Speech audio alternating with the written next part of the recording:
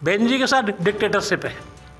बहन जी पहले वाली बहन जी नहीं है। बहन जी किसी की मानती है नहीं, समझती किसी को है नहीं, ज़्यादा बकवास करो बाहर निकल जाओ, ताना था। ये राजनीति के लिए सबसे खराब बात है। बहन जी को राष्ट्रपति बना रहे हैं, बहन जी को राष्ट्रपति बना रहे हैं, इस तरह से दुष्प्रचार करके जो है बहुजन समाज पार्टी को पीछे धकेला। ओम प्रकाश राजभर सुहेल भारतीय पार्टी के जो अध्यक्ष हैं उनका एक बयान आया है और उसके अंदर उस बयान का लब्बे लुभाव ये है कि सपा और बसपा को एक होकर उत्तर प्रदेश में सियासत करनी चाहिए। जो विपक्ष की राजनीति है वो एकदम से जो है ढेर हुई पड़ी है, तो वो जो विपक्ष की राजनीति है वो आज किस तरह से होनी चाहिए, क्या उसके अंदर कमी है जिसकी वजह से वो खड़ी नहीं हो पा रही है, इस पर आपका क्या मानना है? दलित वर्ग की राजनीति जो है, खास तौर से हम मायावती जी की बात कर रहे हैं। हाँ, मायावती जी की बात कर रहा हूँ मैं आपसे। दलित वर्ग की राजनीति के लिए बहन जी का सबसे बड़ा तो परिवार का मोह बहुत बुरी चीज लगी हुई है, जो बहन जी को नहीं करनी चाहिए। अगर मैं समझता हूँ काशीराम जी शायद ऐसा करते तो यहाँ तक पार्टी नहीं पहुँच पाती। दूसरी बात यह है, बहन जी को अगर हमारे घर में ही हम ले लें, अगर घर में किसी चीज़ की परेशानी है या हम लोगों में बिछड़ा हुआ है तो सबके साथ मिल कर के बातचीत करके और समस्या का हल निकालना चाहिए। बहन जी के साथ डिक्टेटरशिप है। बहन जी पहले वाली बहन जी नहीं है। पहले वाली बहन जी का मतलब था काशीराम जी की गाइड, और बहन जी थी एक सिपह सालार। काशीराम जी की गाइडेंस होती थी, काम करती थी ये। आज क्या है, बेनकात की वो है।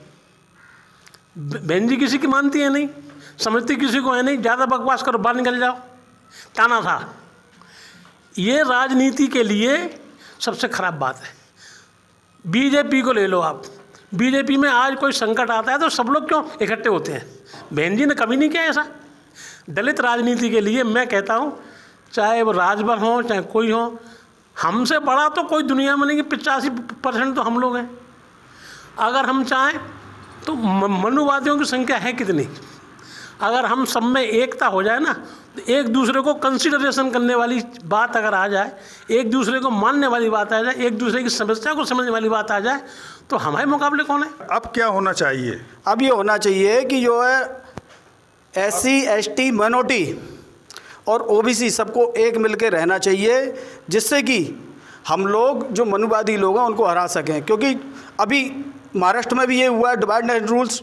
इनका जो है तरीका है कि सरकारी एजेंसियों का प्रयोग करके जो है हमारे वोट हैं, एक दुष्प्रचार किया कि बहन जी को राष्ट्रपति बना रहे हैं, बहन जी को राष्ट्रपति बना रहे हैं, इस तरह से दुष्प्रचार करके जो है बहुजन समाज पार्टी को पीछे धकेला है। लेकिन मेरा कहने का अर्थ ये है कि SC ST OBC minority, Sapa Basapa Lokdal और जो है जितनी भी छोटी पार्टियां हैं जो सांप से टूट करके गई हैं, उन सभी पार्टियों का गठबंधन होना चाहिए, जिससे कि हम लोग फिर विजय हासिल करें। अब आपकी जानकारी के लिए ये ज़रूरी है कि यहाँ से एक वो पार्षद रहे हैं और उनके पास काफ़ी तथ्यों की भी जानकारी रहती है बहुजन समाज पार्टी और उन इससे जुड़ी हुई राजनीति को लेकर के। आपका क्या नाम है? मेरा नाम नवाब सिंह मौर्य है। कब आप पार्षद? मैं पार्षद 2012 में रहा हूँ। और आपके पास जो बसपा की स्थिति चल रही है और जो सपा है, इस पूरी स्थिति के ऊपर आप जैसे जो कार्यकर्ता हैं और आप हैं, क्या मानते हैं और कैसे इस स्थिति से आप समझते हैं कि ये राजनीतिक दल उभर सकते हैं और विपक्ष की राजनीति मजबूत होकर आगे अपना प्रतिनिधित्व बढ़ा सकते हैं या सत्ता में आ सकते हैं? सबसे पहले इनको जातपात की राजनीति से ऊपर उठ कर सोचना होगा, क्योंकि जातिवादी की राजनीति काफ़ी समय से चल रही है। हम जब जातिवादी की राजनीति में रहेंगे तो फिर हमारे साथ अन्य लोग नहीं जुड़ेंगे। अन्य लोगों को जोड़ने के लिए आवश्यक है कि हमें जो वर्तमान में जो सरकार चल रही है वो क्या कर रही है, वो कैसे चल रही है, उसके बारे में उनकी नीतियों को उनको उजागर करें कि उनकी जो क्या नीतियाँ हमारे विरोध में है, पक्ष में है, किस तरह से उनको उजागर करें। पूरी तरह से इनको आना चाहिए। जैसे कि परम आदरणीय बहन कुमारी मायावती जी, अभी जो चुनाव हुआ, इस चुनाव में कहीं लगा ही नहीं कि ये चुनाव लड़ा जा रहा है। बहन जी के माध्यम से बसपा कई मैदान में है।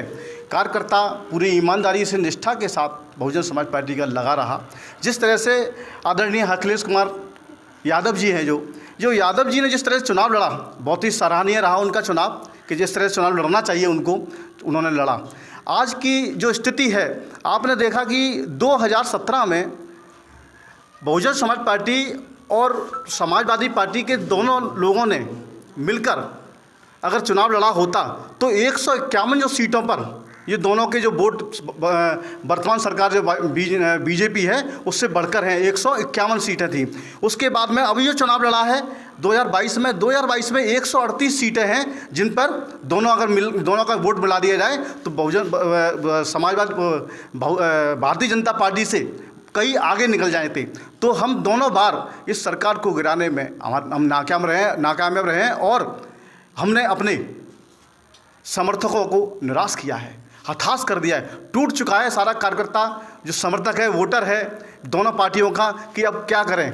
ये दोनों को सभी चाहते हैं कि आपस में दोनों मिलें। जब विधानसभा चुनाव होते हैं तो उस टाइम पे एक कैलकुलेशन अलग होता है और जब लोकसभा का चुनाव होता है तो उसका कैलकुलेशन अलग होता है, क्योंकि पब्लिक वोटर लगभग एक जैसे होते हैं।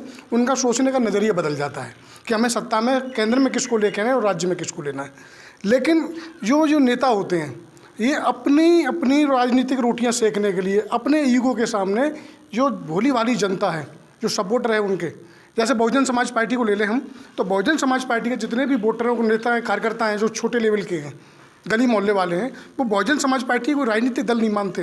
वो लोग बहुजन समाज पार्टी को अपना मिशन मान के काम करते हैं। और आज मैं ये बताना चाहता हूँ आप लोगों को, क्योंकि ये यहाँ पर इस पावन भूमि पर माननीय काशीराम साहब के जन्म कदम पड़े थे और मैं जब छोटा सा था तभी से मैंने उनको सुना। तो जब मैं इतनी छोटी उम्र में उनको समझ सकता हूँ, तो आज मेरी उम्र तो करीब 40 के आसपास है। तो बहुजन समाज पार्टी आज भी 90% वोटरों के मन में एक मिशन के तौर पर है। बस एक छोटा सा प्रयास, और वो प्रयास वोटर नहीं करेगा, कार्यकर्ता नहीं कर पाएगा, क्योंकि नीचे से हमें वोट देना है, कार्यकर्ता को काम करना है। वो अपनी 100% आउटपुट देता है, कार्यकर्ता की कोई कमी नहीं है। लेकिन जो हमारा शिखर पे जो नेतृत्व बैठा हुआ है, थोड़ा सा उसको अपने पिछले उनसे कामों से और अभी तुलना करके उनको थोड़ा बदलाव लाना चाहिए, जनता की भावनाओं को समझना चाहिए। आप लोग क्या सोच रहे हैं, क्या होना चाहिए? क्या मानना है आपका? गठबंधन की राजनीति होनी चाहिए या कुछ और होना चाहिए? तो वो क्या आप सोचते हैं, उस चीज़ के ऊपर आपका क्या मानना है, इस पॉलिटिक्स पे बताइए। गठबंधन तो मेरे सभी मुझसे बड़े भाइयों सभी ने बता दिया है कि गठबंधन समय के अनुसार बहुत ज़रूरी है। जब तक हम जो है किसी विरोधी पार्टी को या अन्य लोगों को जो सत्ता में काबिज हैं, जब तक इनको हमें धराशायी करना है तो हमें सबको एक होना पड़ेगा, एक मंच पर आना पड़ेगा, चाहे वो छोटा दल हो या बड़ा दल हो। जो विपक्षी पार्टियां, सबको एक होकर के चुनाव लड़ना होगा और अपने मन में जो लालच है वो दूर करना होगा। आपका क्या मानना है इस बारे में? जी, मैं तो बिल्कुल मानता हूं कि विपक्ष को एक बार गठबंधन करना चाहिए। जो पूर्व में जो गलतियां हुई 2019 में, उनको भुलाकर अगर आज की हम स्थिति देखें, अभी जो आजमगढ़ और रामपुर का 2019 में क्या गलती हुई? जैसे कि अभी उन्होंने मुद्दा बताया कि कोई भी इशू बनाया हो, चाहे आकाश आनंद जी को लेकर बनाया हो या डिम्पल यादव का पैर छूना बनाया हो, कुछ भी बनाया गया हो, और जो रिजल्ट पिक्चर के अनुसार नहीं आए, उस चीज़ को भुलाकर हमें दोबारा अगर हम गठबंधन में आते हैं तो अभी आजमगढ़ में और रामपुर में उपचुनाव हुआ। अगर जैसे बहन जी ने रामपुर में अपनी एक सीट छोड़ी, वहाँ अपना प्रत्याशी नहीं उतारा, अगर आजमगढ़ में अखिलेश यादव जी अपना प्रत्याशी नहीं उतारते तो शायद एक प्रत्याशी बीएसपी का जीता होता और एक प्रत्याशी सपा का जीता होता। दोनों के पास एक जीत होती और बीजेपी हार चुकी होती। अगर दोनों गठबंधन करते हैं तो अगर 33% बीएसपी को वोट मिला है और 33% बीएसपी सपा को मिला है, तो दोनों का मिला के होता है 63% वोट। तो हम तो वैसे ही जीत जाते हैं। अगर हम आगे ऐसी रणनीति के हिसाब से चलते हैं तो हम आगे विजय प्राप्त कर सकते हैं। लेकिन हमें इन चीज़ों को सोचना होगा और दोनों पार्टियों को गठबंधन में आना होगा। हम कर क्या रहे हैं, हम सत्ता पक्ष पर आरोप लगाने गया, आपस में विपक्ष एक दूसरे पर आरोप प्रत्यारोप कर रहा है, हम आपस में लड़ रहे हैं। लेकिन हमें सत्ता की जो खामियाँ, उनको हमें जनता के बीच में उजागर करना पड़ेगा और दोनों पार्टियों को बढ़ चढ़ कर दोनों को हमें उजागर करेंगे, जनता के बीच में उनके मुद्दों को उठाएंगे, तो हम कहीं ना कहीं 2024 में हम दोबारा से हम विजय प्राप्त कर सकते हैं और गठबंधन असफल हो सकता है दोनों।